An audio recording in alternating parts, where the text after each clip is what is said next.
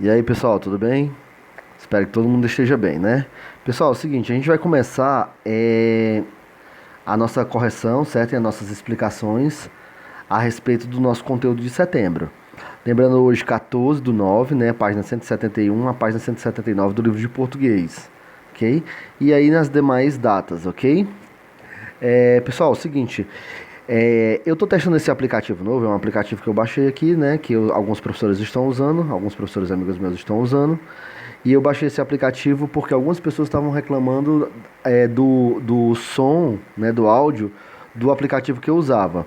Disseram que esse daqui é melhor, a qualidade é melhor, né, dá pra você fazer algumas outras coisas que você não pode fazer, dar zoom na questão, essas coisas assim, né? Eu baixei e estou testando.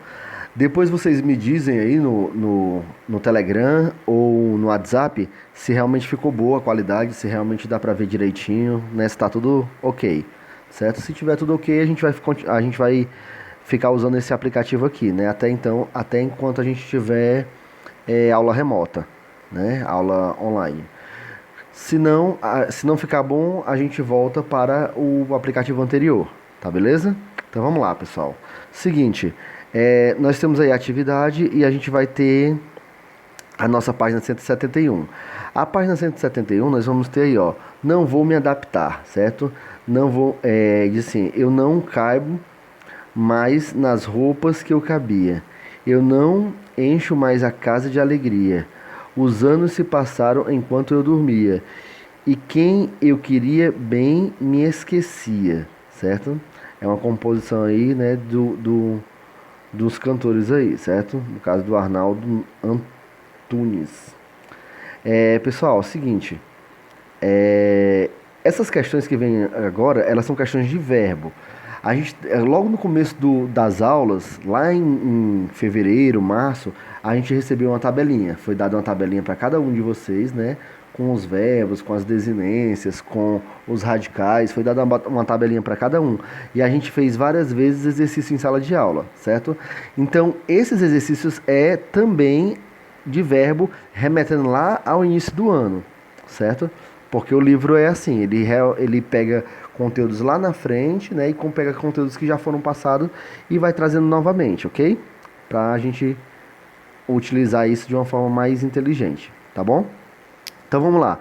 A primeira questão diz assim, ó: entre as alternativas abaixo, aponte aquela que expressa sentimento do eu lírico diante da nova realidade. O eu lírico é o poema, certo? É a poesia, né?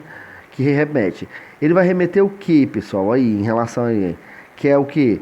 Ele vai te dar esperança? Não, né? Ele não dá esperança. Dá alegria? Também não. Coragem? Muito menos, né? Indiferença? Não. Ele vai falar de quê? De desolação, né? Uma tristeza, algo desse tipo, né? Algo que ele não queria que está acontecendo. É uma desolação. Desolação, desculpa. Ok? Então seria a letra o quê? Seria a letra. A gente dá os zooms aqui, ó, para poder pegar. Certo? Seria a letra C. Beleza? Letra C. Diz o seguinte, ó. Nos dois primeiros versos da música, o eu lírico afirma: eu não caibo mais nas roupas que eu cabia. Certo? E ele faz o seguinte, ó. O que ele quis dizer com esse verso? Ele quis dizer que ele cresceu, né, pessoal? Né? Ele quis dizer que cresceu e ele não cabia mais nas roupas antigas, né, assim que utilizava na infância. Beleza? Ele agora era uma pessoa adulta, certo? Uma pessoa maior, né? Fisicamente falando. B. Em que tempo e modo está flexionado o verbo caber?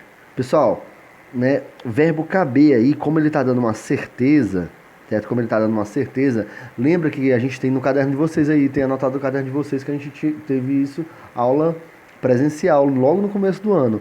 Quando dá certeza, a gente está falando de quê? Do presente do presente do indicativo, certeza, presente do indicativo. É um ato que está acontecendo e que dá certeza. Então ele está afirmando, ó, eu não caibo, certo? Mas nas roupas que eu cabia. Então o verbo caber ele vai ser o quê? Vai ser presente do indicativo, né? Ele não cabe naquele momento. Beleza? Se for dúvida é subjuntivo, se for ordem ou pedido é imperativo. OK? Vamos lá, vamos para frente. Nós temos a tirinha aí. Aí disseram que esse aplicativo era bom nessa hora da tirinha porque a gente podia dar um zoom, certo? Né? A gente podia dar um zoom. Na tirinha aí, pessoal, a gente vai ter o seguinte, certo? A gente vai ter o seguinte. Ela vai dizer o seguinte aí na primeira questão. Ó. Na tirinha, a professora Norma solicita uma tarefa à Coxinha, certo? Coxinha é um personagem, né? Que tarefa foi essa que ele solicitou, né? Que ela solicitou? Ela mandou a Coxinha fazer o quê? Escrever não coube 100 vezes em um papel, né? Para ela aprender como é que se escrevia não coube, certo? B, né? Porque a professora exigiu essa tarefa do menino, né? Porque ele conjugou o verbo errado, né? O verbo caber, né? Quando falou cabeu, né? Cabeu não existe, certo? Eu cabeu, né? Tu cabeu, não dá, certo? Letra C. Ao solicitar essa tarefa ao aluno, a professora tinha um objetivo na qual tinha um objetivo, né? Qual foi esse objetivo, né? Pessoal, o objetivo ela quis o quê? Ela quis mostrar a ele, certo? Ao coxinha, né? Como deveria conjugar o verbo caber corretamente. Tranquilo? Vamos lá. Vamos para as outras questõezinhas aí, ó. Letra D. Diz o seguinte, ó. A letra D. De acordo com a interpretação global da tirinha, essa tarefa rendeu o efeito desejado pela professora? Explique. Não, né, não, pessoal? A tirinha não rendeu, certo? O efeito desejado pela professora pois ao terminar o exercício, o menino conjugou o verbo do mesmo modo, né? Cabeu. Ele falou cabeu. A questão aí, ela é uma questão pessoal, ou seja, cada um vai botar uma resposta diferente. Mas tem que ter, tem que ter alguma coerência com a tirinha, beleza? Diz assim, ó. Como podemos perceber, a tarefa exigida pela professora consistia na repetição por 100 vezes a forma não coube. Para você, esse método de aprendizado é adequado? Alguns acham que é pela questão da repetição em si, outros acham que não, certo?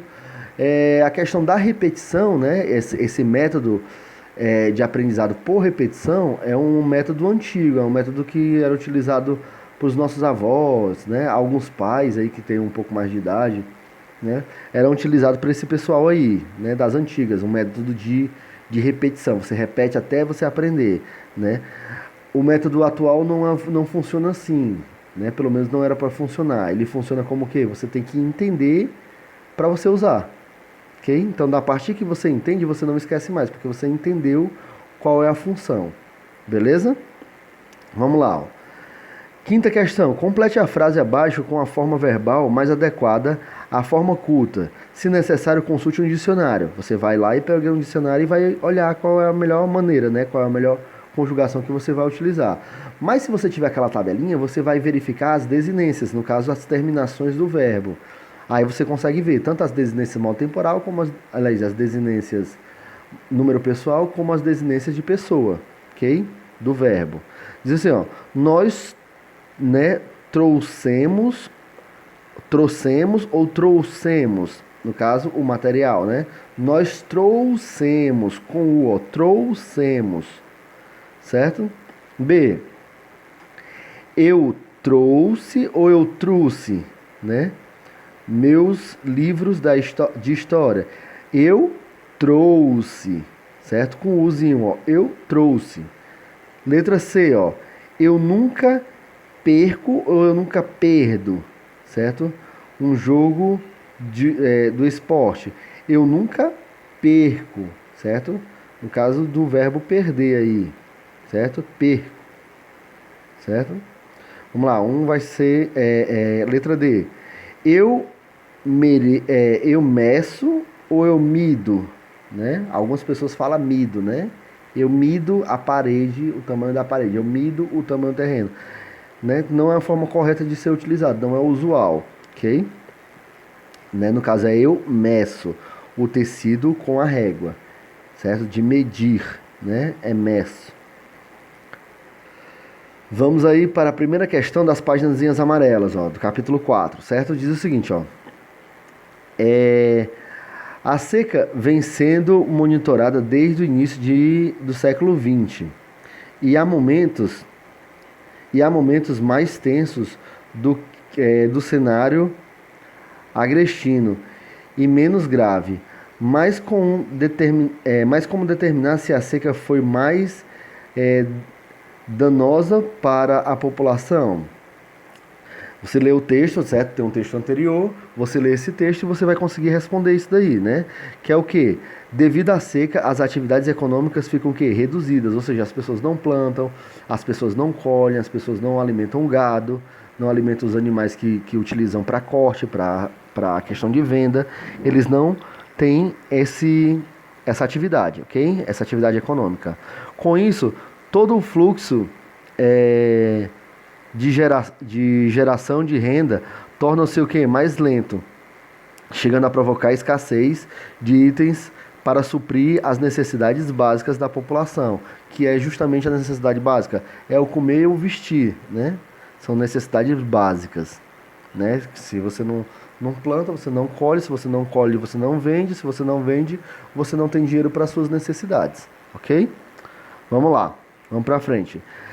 Segunda questão, sobre o gênero textual reportagem, podemos citar como características principais o domínio jornalístico, né, e o objetivo de informar ao público sobre temas atuais. Pensando nisso, discuta com seus colegas e seu professor o que pode ter motivado a reportagem Vidas Secas, né? Catástrofes atravessam os séculos, né? Obviamente a gente não vai conseguir fazer esse debate porque a gente está com aula remota, né? A gente não tem como reunir todo mundo e fazer esse debate. Mas a gente dá uma sugestão de resposta que o livro traz, ó. Provavelmente o público-alvo são os eleitores cultos, certo? São os eleitores, desculpa, no caso é a 2, né? Diz o seguinte, ó. Vai ser a questão da importância que é a importância da produção do texto jornalístico. Ele tem que ser o quê? Tem que ser um texto claro. Ele tem que passar o quê? A informação do jeito que ela é, certo? Do jeito que ela é, para poder ser o quê? Ser compreensível, certo? Ser didática. Terceira questão. Para você, quem é o público-alvo dessa reportagem? Justifique sua resposta, né? Também aí, no caso que está perguntando para você, óbvio que é uma pergunta pessoal, mas existe uma sugestão, que é o quê? Provavelmente o público-alvo são o quê? São leitores cultos, né? Que têm interesse em conhecer mais as secas do Nordeste brasileiro. Interessante é ressaltar o registro formal da linguagem empregada pelo repórter e as referências à obra de Graciliano Ramos, né? A gente não teve a oportunidade de ler em sala de aula, nem de comentar em sala de aula a respeito do livro Vidas Secas de Graciliano Ramos, né? Vidas Secas justamente é um livro que vai falar sobre as secas, sobre morte, né? No sertão por conta da seca, ok? A migração, né? Que é o êxodo rural, essas coisas assim, né? Que a professora Jéssica pode até ressaltar aí com vocês em uma aula a respeito das secas e do êxodo rural, ok? Que no caso aqui é uma interdisciplina, tá bom? Vamos lá. Quarta questão. Quarta questão diz o seguinte: ao buscar uma reação intelectual com o romance Vidas Secas, o repórter utiliza o termo característico dos textos narrativos. Nesse contexto, identifique na reportagem as relações em que o autor faz esse romance e a realidade. Pessoal, por mais que o nome do livro, né, o gênero do livro, ele traga o estilo do livro, né, a escola do livro, traga como romance, não quer dizer que seja uma história de amor, isso não tem nada a ver, certo? Não tem nada a ver. Romance é um livro que conta uma história, beleza? Vai contar uma história, seja ela romance, né, um romântico, ou seja ela uma história, no caso de Vidas Secas, vai falar a história do sertão. Isso é caracterizado como um romance, ok? Então não tem nada a ver com a questão romântica, beleza? Pode ser que um dia né? Você pegue um livro e esse livro tenha alguma coisa a ver, os dois, as duas formas juntas, né? Mas não é necessariamente obrigatório ser uma questão romântica, uma história romântica, ok? Então vamos lá. No romance, certo? No romance, na realidade. No romance, personagens, certo?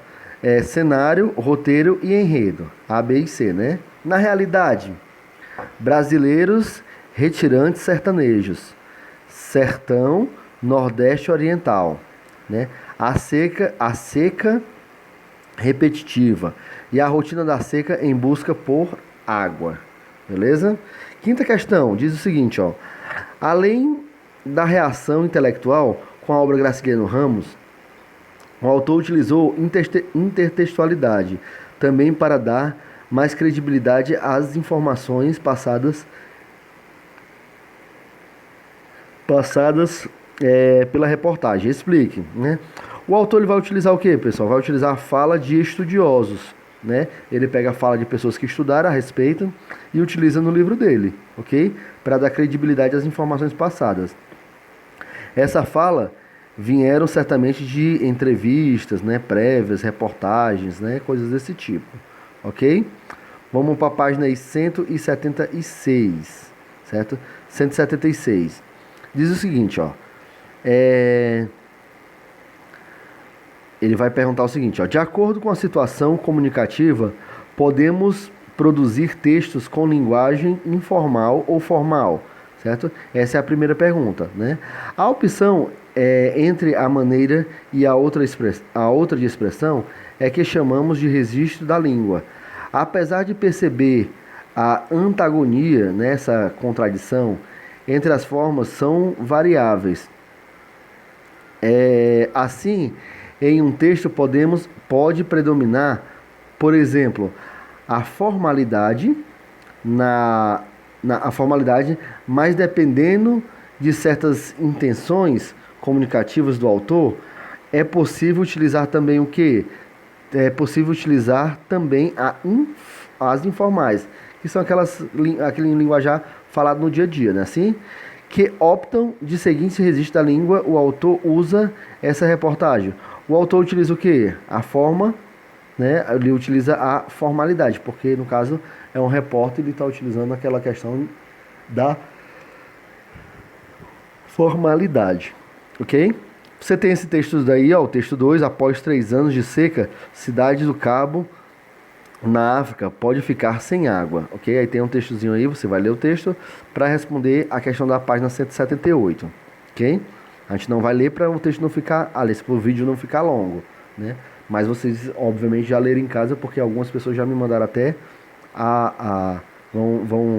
já me mandaram a foto da atividade. Diz o seguinte, ó, o texto 2 foi produzido para ser falado pelo jornalista na matéria que foi ao ar em telejornal de grade abrangente nacional. Além disso, o texto também foi publicado no site da emissora da TV. Já o texto 3, que tem o texto 3, né, foi produzido para circular no jornal impresso, né, que é esse jornalzinho que a gente compra nas bancas, e na internet, né, que é o que você vê com mais frequência. A. Qual dos textos apresenta marcas de informalidade? Pessoal, obviamente é o texto que? O texto 2, né? Ele vai marcar a questão da informalidade, é o texto 2, ok? Esse que vai para a televisão, não, né? No caso é o texto 2. B. Por que o autor do texto optou por essa forma de registro, né? Porque a resposta é porque como o texto foi produzido para ser falado, a utilização do termo informal contribuiria para dar mais dinamismo e descontração à matéria, certo? E C diz o seguinte: a notícia é um texto jornalístico mais ágil e dinâmico, responsável por informar as pessoas sobre os fatos e assim contribuir para que eles conheçam melhor a realidade que a cerca. Com base nessas informações, Que diferença você apontaria entre o gênero textual e a reportagem?